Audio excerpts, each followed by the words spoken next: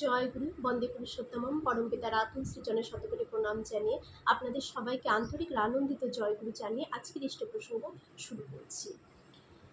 আচার্যদেব, যিনি অহরহর সারা দিন সকাল থেকে মাঝে একটু সময়, তারপর আবার তিনি বসে যান আমাদের নানান কথা শোনার জন্য। সেই সকালে প্রার্থনা থেকে ঘরে ফিরে একটু জল সেবন করেন, তিনি আবার 10টা থেকে নাটমণ্ডপে বসে যাচ্ছেন। তারপর বেলা 1টায় উঠে কিছু খাবার খেয়ে তিনি বিকেলে প্রার্থনার পর সন্ধে এসে আবার তিনি বসছেন আমাদের নানান কথা শোনার জন্য। তিনি সর্বদা বসে থাকেন। এই আচার্যদেবেরও তো কিছু ইচ্ছে থাকে, আচার্যদেবও তো কিছু স্বপ্ন দেখেন। তাহলে তিনি যদি আমাদের জন্য এত করে থাকেন, এত করছেন সর্বদা আমাদের ভালোর জন্য, আমরা যাতে ভালো থাকি, আমরা যাতে ঠাকুরকে নিয়ে ভালো থাকি, তার জন্য তিনি এত উঠে পড়ে লেগেছেন, তাহলে তার জন্য কি আমরা এইটুকু করতে পারবো না? তার জন্য কি এটুকু করার আমাদের কোনো কোনো নেই যে আমরা এটুকু তার জন্য করতে পারবো না? তার জন্য আমাদের কিছু করতে হবে। আসুন সেটা আজকে শুনি যে আচার্যদেব কিসের স্বপ্ন দেখেন, কি স্বপ্ন দেখেন তিনি, সেটাই আজকে বিষয়। এক দাদা এসেছেন তার ছেলেকে নিয়ে। ছেলে হাঁটতে পারে না, শারীরিকভাবে যেন সুস্থ হয়ে যায়, তাই তার আশীর্বাদ চায়। পরম পূজ্যপাদ শ্রী শ্রী আচার্যদেব বললেন, আমি মাঝে মাঝে অবাক হয়ে যাই, ছেলে হাঁটতে পারে না, সেখানে তোমার কোনো গুরু ভাই বোনেদের সাথে কোনো যোগাযোগ নেই?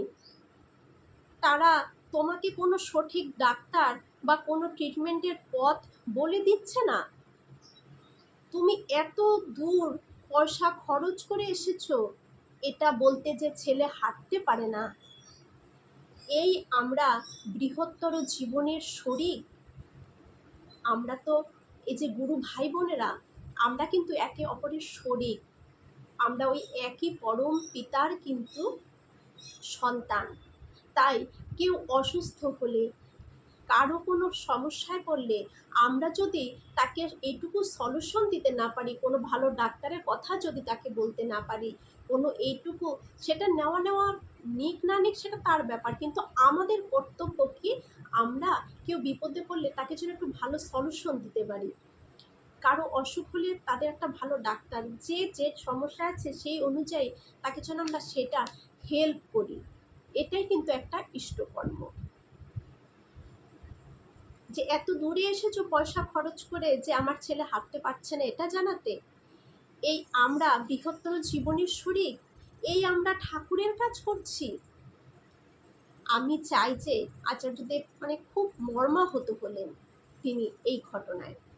আমি চাই যে প্রত্যেকটা মানুষকে ঠাকুর যেমনভাবে শিখিয়েছেন তেমনভাবে বাঁচুক। সবাইকে সবার পাশে দাঁড়াতে হবে, দাঁড়াতেই হবে। ঠাকুর আচার্যদেব বললেন, ঠাকুর বলে গিয়েছিলেন যে সবাই যেন সবার পাশে দাঁড়ায়। তাই আচার্যদেব বললেন সবাইকে সবার পাশে দাঁড়াতেই হবে, দাঁড়াতেই হবে। যখন আমি সব থেকে খুশি হব কিসে জানো? যখন আমার এখানে একটাও লোক এসে তাদের আর সমস্যার কথা বলবে না, ঠাকুরকে ধরে তারা নিজেরাই নিজেদের জীবনে সমস্যার পথ খুঁজে নিতে পারবে। আমি ওই দিনটার স্বপ্ন দেখি।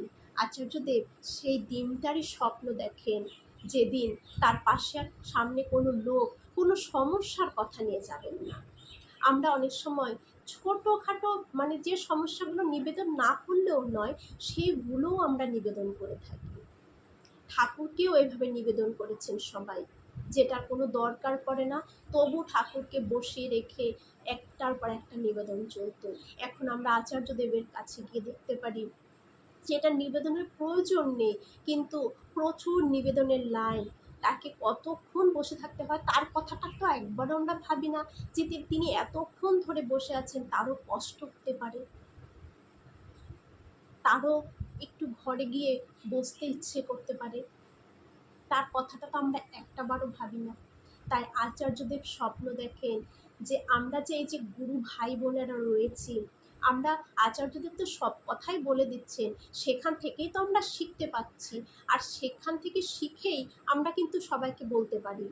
যেমন আচার্যদেব বলেছেন যে এখন নেটের যুগ, ইন্টারনেটে দেখা যায় কোন ডাক্তার ভালো, কোন রোগের কোন ডাক্তার কোথায় পাওয়া যায়, কোন ডাক্তার কত ভালো, সব নেটেই খুঁজে পাওয়া যায়। তাহলে আপনারা নেটটা ঘাঁটুন, নেটটা ঘাঁটলেই তো পাওয়া যাবে। যে জানে না তাকে বলুন, এই বার্তাটা দিন, সেভাবে তারাও নেট ঘেঁটে বের করে নিক, কারণ এখন সব কিছু পাওয়া যাচ্ছে নেটে। তাই সবাইকে আমাদের যা জানি, যে যতটুকু জানি সে ততটুকুই যেন অন্যের পাশে দাঁড়িয়ে তাকে সে সলিউশনটা আমরা দিতে পারি। আমি ওই দিনটার স্বপ্ন দেখি।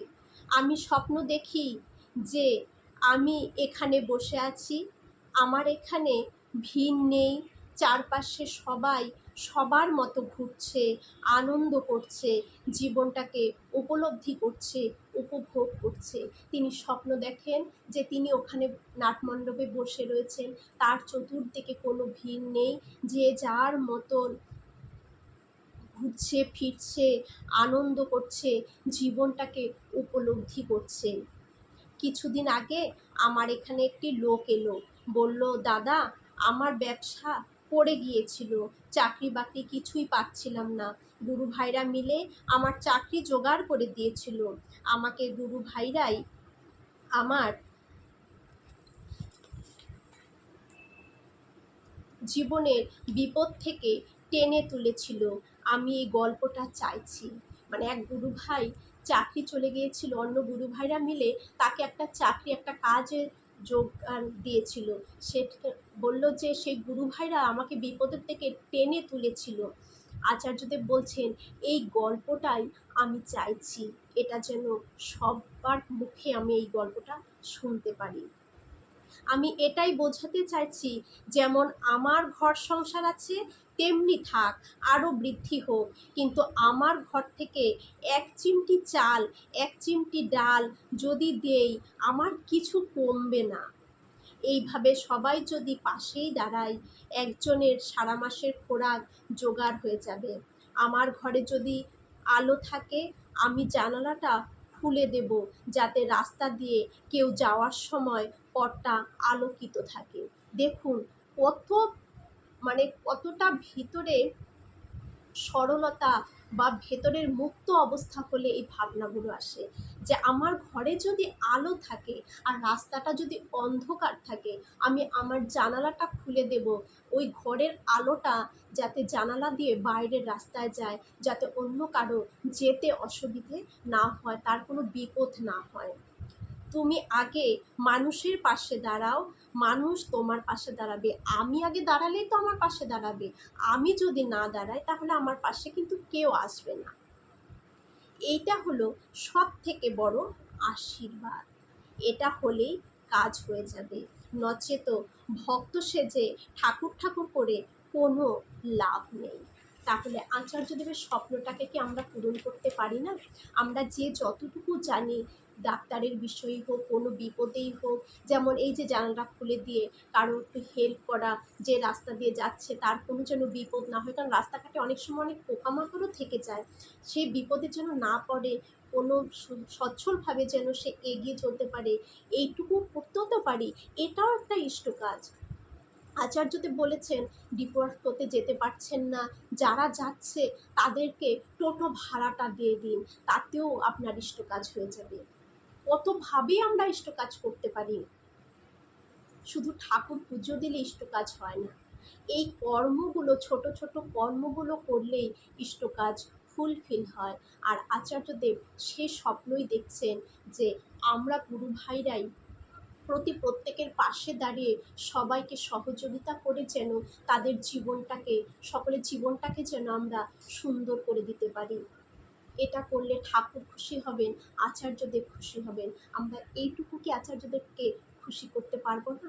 নিশ্চয়ই পারবো। আমরা সবাই তাকে ভালোবাসি। এটুকুই হোক আর এতটুকুই হোক, সবাই কিছু না কিছু ভালোবাসি। তো কিছু না কিছুই আমরা তার জন্য করব, তাকে খুশি করার জন্য, আমার প্রিয় পরমকে খুশি করার জন্য। আসুন আজ থেকে আমরা এই ব্রতে ব্রতী হয়ে যাই। জয় গুরু। সবার মঙ্গল প্রার্থনা করি। আজকে সবার সঙ্গে এখানে রাখছি।